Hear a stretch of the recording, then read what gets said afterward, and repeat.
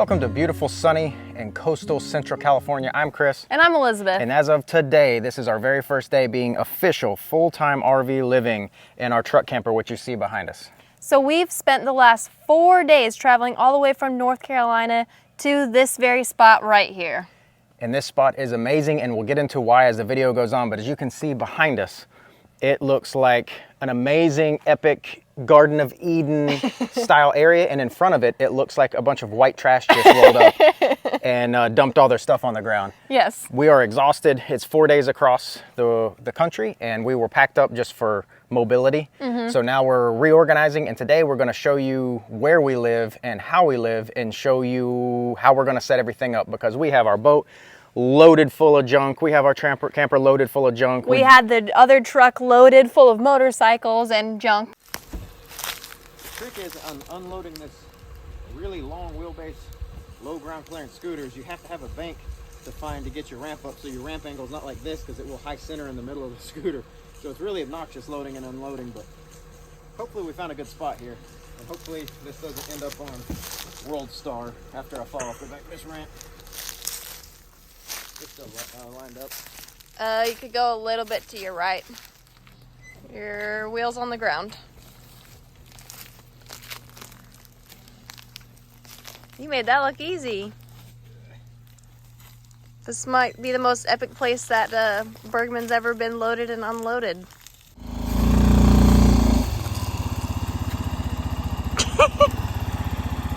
Just touching. It's so low. There you go.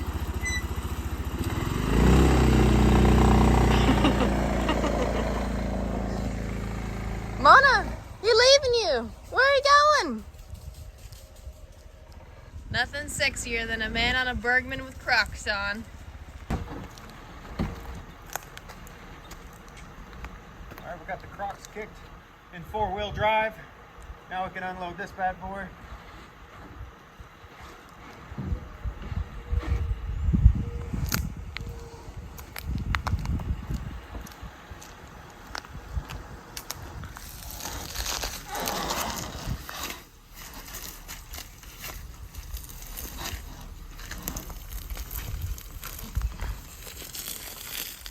Whoa.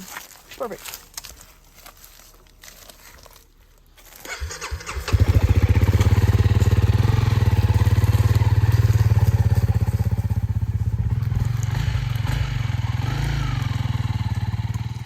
Now we got to reorganize it, make it all usable, and we also want to show you guys this amazing spot, because if you notice and if you listen, there's no other sounds, because this campground is completely empty except for us, which is the most amazing blessing I have ever been gifted maybe in my entire life. If you're new to the channel, our goal is always to get away from people, and so living in a campground was 50-50, except we might have found the only campground that's closed for the rest of the year. We're an hour from a town.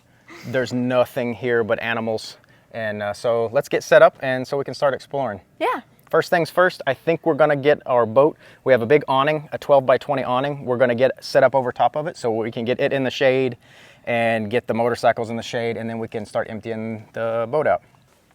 Okay, first things first, we have to empty out this boat, which is absolutely slammed full of all of our fishing stuff, motorcycle riding stuff, and including the spare tire to the Honda. Because as we mentioned, when the Honda Ridgeline is loaded down, the one fault in its design is the spare tire is underneath the raisable bed, and you can't get to it if you have a full load. So get the spare tire out.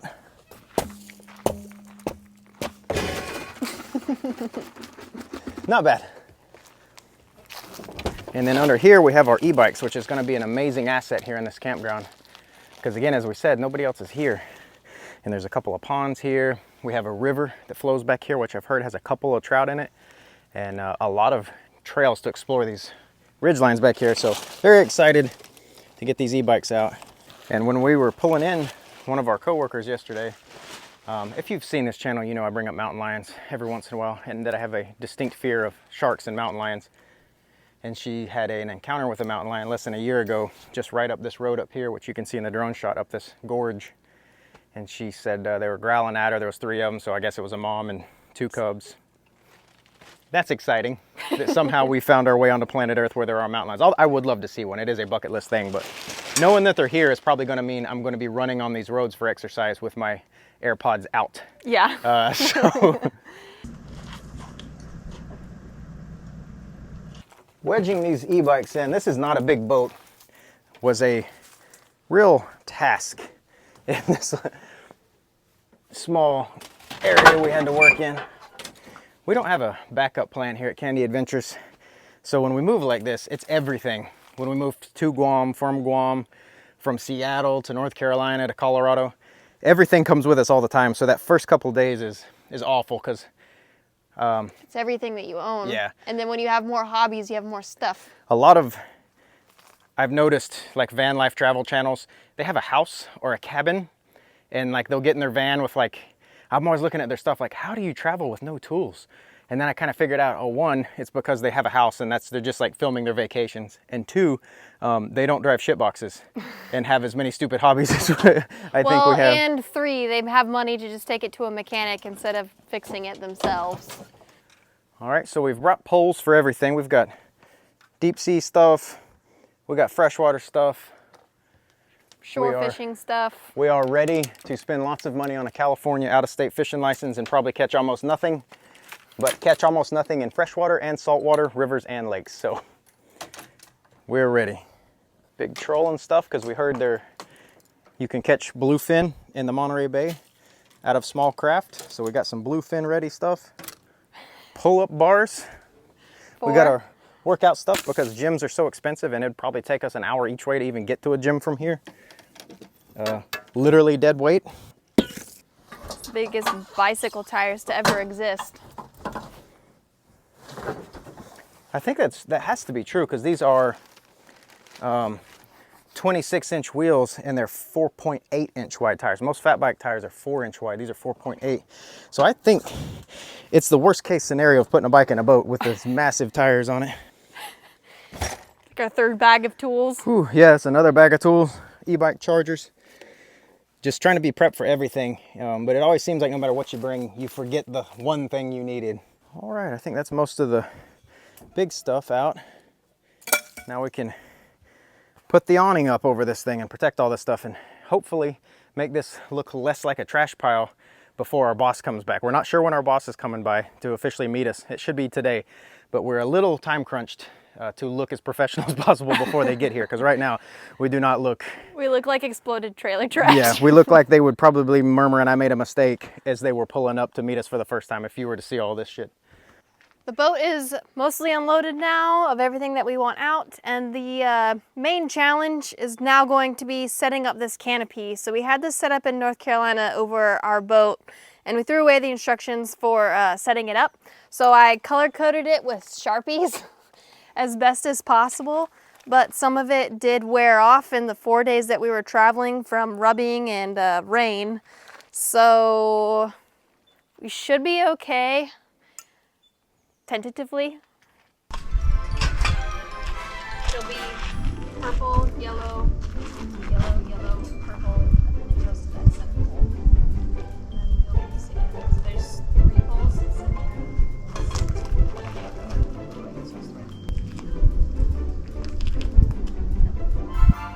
Okay, this turned into a one-person operation. I could not decipher her color code. coding. I didn't have the Enigma machine. Okay, so we have to join this to that, and this will be the pointy top. That should be easy. And then we have to put that on these legs. Oh, that's no problem. Yeah. And it's fun because this thing is held together by just the pressure of the bungee cords on the tarp. There's no bolts. So as you're putting it together, sometimes it kind of likes to slide back apart, so.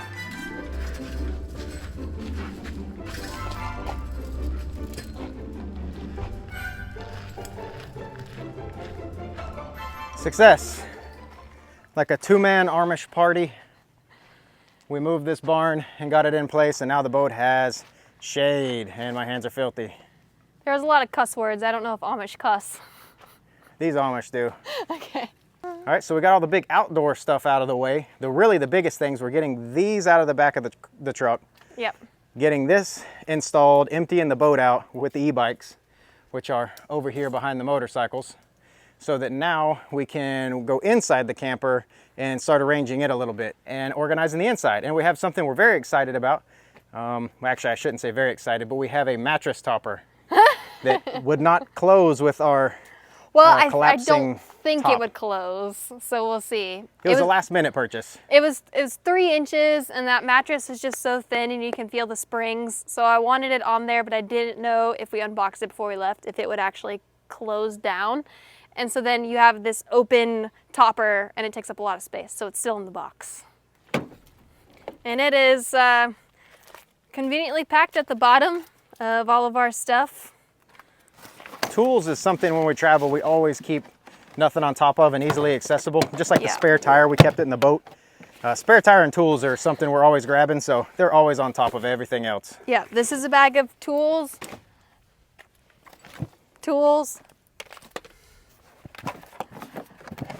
Big chest of tools. I'm very excited about this mattress topper down here in the box because the camper mattress we have in this old pop-up camper, it is worn out. This camper is a 2006 and it's the original mattress, and the mattress is like that thick.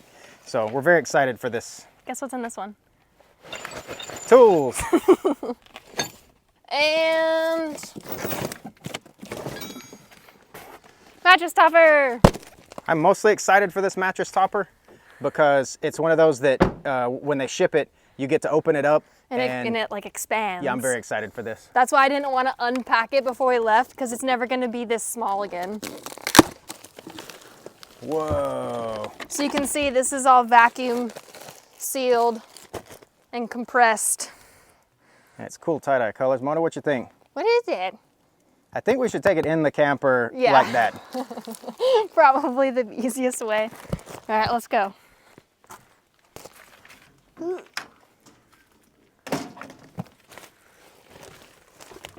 As you can see, we've got stuff everywhere here too. How we traveled was it packed in every place possible. Now that we've stopped, all of the stuff has exploded out of its temporary storage compartments. But first off is the mattress topper. The fun thing about pop-up truck campers and a lot of other truck campers is you can't necessarily sit upright. So you get really good at ab workouts, lifting up your head, maintaining a tight core. Yeah, it is kind of a army crawl getting in and out of bed every day. But you can see the beautiful retro floral pattern of this I love mattress. it. I hate to cover it up. I love this stuff. Like, it's very unique to this time, and I don't know, I like it more than the gray and white. Yeah, whatever this zigzag, it actually has some character. Yeah. And what this reminds me of is, if you remember, all the way up until the early 2000s, every fast food restaurant had some cool pattern like this. Taco Bell was super fun. McDonald's looked like a clown land when you walked in there. And now everything on planet Earth is so homogenized. Taco Bell looks just like KFC, looks just like McDonald's, looks just like Wendy's. They all look like modern contemporary. Modern, blah. Every RV looks like modern contemporary. Every house is modern. It's just the 2 or 3 mute colors, and I miss this. Bring this back. I want this back, and I want to bring this back. We can bring back the retro, like, avocado green showers and pink wall tile. Like, at least that's something. Ryobi's thinking ahead of the game. Everybody else is boring colors in the tool game, except Ryobi. Now I have to unfold it this way. I don't know if you can see in the camera, but there is a lot of gnats in here. They're not biting gnats, which is nice, but they're just irritating. Whoa. My God. Oh my God. Look at that. 3 inches of luxury. That's what she said? Whoa. It has a new foam topper. Wow. Look at that. And it smells like a chemical factory in here now, which is also a nice plus. It does smell odd. It'd be nice. We can let the windows down all day, and that's the nice thing about a pop-up camper is that all around the side, these are all windows that open up with screens. So it's like a really nice environment. You can see 360, especially like where we are, where there's nobody else living in this campground. You can see full 360, anybody come in and just look at the mountains and the animals, the mule deer like that walked by this morning. Whew. Or you can let your Chinese factory made mattress topper air out. It is like you sink into it. It's like a cloud. So I'm excited, but that's a very strong smell. Now we just have to figure out something to do with all this clutter. But I did excitedly this morning set up our cooking shelf. what do you call it? Set up our productivity zone, air fryer, and then we got this little instant water boiling pot because we're on shore power. So our instant coffee, which I know that's not a very van life thing to do, but it's absolutely easy and delicious. So we can do our instant coffee, our morning collagen, almost instantaneously with this, and then our cooking will be a lot from the air fryer. Live and die air fryer life. All right, we're gonna finish organizing this a little bit and then catch you guys in a minute when we get this looking pretty, and so we can show it off, and that hopefully when our boss comes by, we don't look like total dirtbags. So a little bit of a time crunch. We'll catch you guys in just a minute.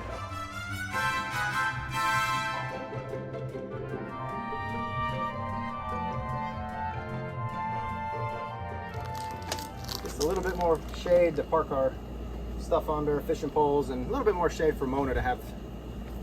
Although we do have plenty of shade trees, you never can have too much shade, I guess, if you're in somewhere like this. We've still got bits and pieces outside that we'll be taking care of, but the inside is like 75% done. You want to show them? So we've made the bed now with this mattress topper, and it has basically doubled the size of the mattress. So we have, 3 or 4 inches less clearance between the ceiling and the bed. However, this feels like a completely different bed now. It is like super soft and you just sink into it. It's like sleeping on a cloud. So I think this is a game changer for sure, and I'm glad that it was like a last minute purchase through Amazon right before we left. But yeah, we've taken the table out of here as well so that you have just more room. A lot of people don't like to live full-time in truck campers because of how small it is, but if you take out that table and bench area, it really gives you just that much more space to make it feel more open. And Mona's little bed is in the corner. It's a tight space. Most people that do this have campers larger than this because they're actually living in it. So it'll be an interesting trial run for our first official full-time RV living. Trying to figure out where to cram things in very small, organized places. Now let's start showing you some of the reasons why this place is so awesome, and I think we're going to end this video with a little lap around the area and put a few miles on these e-bikes. Yeah. We'll be leaving Mona. She got a little cut on her foot this morning. She's been limping. We washed it up with some soap, but we're going to leave her in the AC while we go take a bike ride. All right, just like last time, we got our KBO Ranger here. That is going to be our pack mule. This has our drone in it, and I think we're going to take a ride. Elizabeth's on our other e-bike, which we are yet to review. That video will be coming soon, but we're headed on these beautiful e-bikes down through this area, and already we've seen, just with this KBO Ranger, is we've explored like 7 or 8 miles today. Yeah. In between setting this stuff up, and I think if we were just walking, we probably would have explored one thing, and we explored 3 separate areas today. Yeah, there's like a pond lake area, a river area, and like a primitive camping area, and we explored all 3 in about an hour. Super pretty. So I think we're going to head back to one of the pond areas, or maybe both of them, I'm not sure. Yeah. And take you guys with us to show you why this place is so beautiful and so awesome.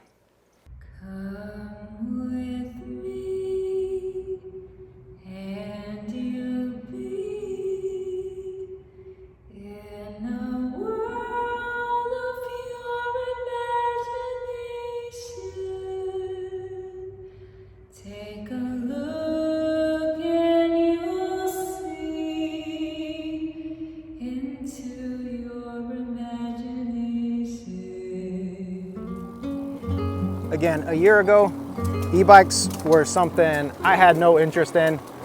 And then just today alone, the amount we've hopped on them to go look at the laundry facility, to go to the swimming hole, to go check the ponds. It's tasks that if we were walking or biking, I probably would have only picked one of those. And then the time constraint too, you don't have a lot of time. So it's so nice extending your range and your time with an e-bike. Before I thought they were stupid, either have a bicycle or a motorcycle, the in-between doesn't make sense. But for these campground roads and for these trails and these walking areas that allow e-bikes, it's so nice. It makes exploring itself also more fun. You're not hiking around in 90-degree heat. You're riding through and you get a nice breeze when you ride through, so it cools you down. You just kind of glide through the roads and stuff. It's just more fun than walking. And I like it because the activities that you do, like we like to fish or hike, and sometimes the parking lot's full in those areas. And you can park way farther back with your e-bike and then ride in to a place that maybe you just would have turned around and wouldn't have attempted that day. Yeah. Or maybe you want to hike or go to a trout fishing spot that's way back in, and you only have one day off that week because you work a lot. This allows you to cover that 10 or 15 miles and fish that pretty water and then still come back. That's what, for me, is really awesome about e-bikes, extending your range. So back there is our truck camper, sitting right on that hill right in there. Up there, yep. So all this area back here, there's no other campers. It's just quiet. It's just us, and it's super awesome. And with these e-bikes, it feels so cool because you're so quiet and you don't make any sound, and we're just rolling through here and we're seeing deer. We haven't got them on this ride on the camera, but no. We've been here for 24 hours and we've seen just black-tailed deer after all kinds of birds and ground squirrels. Just and so cool. It is teeming with wildlife, and you can see it, I mean, all the way on the other side of the hill, on those mountains across the way. All right, I think we're gonna finish out our little bicycle loop here, go back and check on Mona and make something to eat. And then I think that's gonna be it for this video. And we're already scouting in the area, places to do catch and cooks. We spent the first half of the day doing that, but we didn't wanna give those spots away quite yet. But we're so happy that you guys are still watching, and we're happy to be in California. This place is awesome. This place is like the Garden of Eden. So we're gonna keep riding, and we'll see you guys next video. Yeet.